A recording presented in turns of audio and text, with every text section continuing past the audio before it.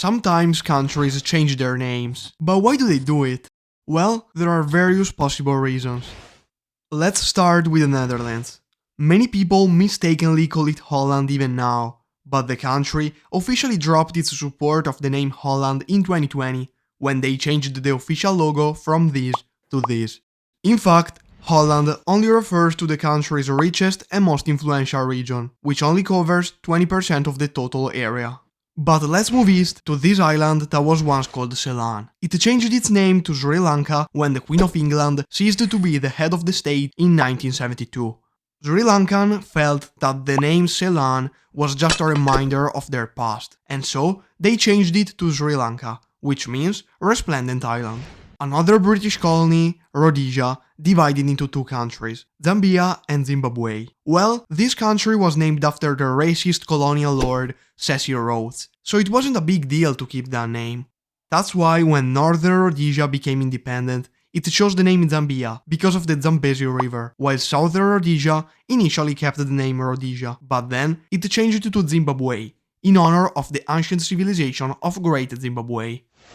Persia changed its name to Iran, or better, we started to call it Iran instead of Persia. The Iranians have always called their country this way. The other countries started to do it as well in 1935, when the king officially asked every other country to use the name Iran.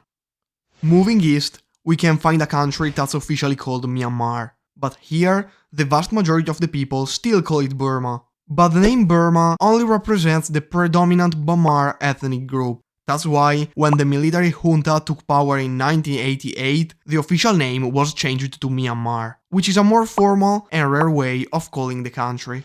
Going back to Africa, we can find this country that's now called the Democratic Republic of Congo, but it was once called Zaire.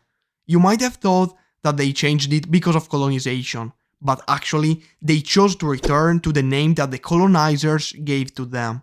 In fact, when the dictator Mobutu came to power, he instantly changed the name of the already independent Republic of Congo to Zaire. He wanted to break away from the colonial past, but during his reign, people suffered a lot, and the country didn't prosper at all.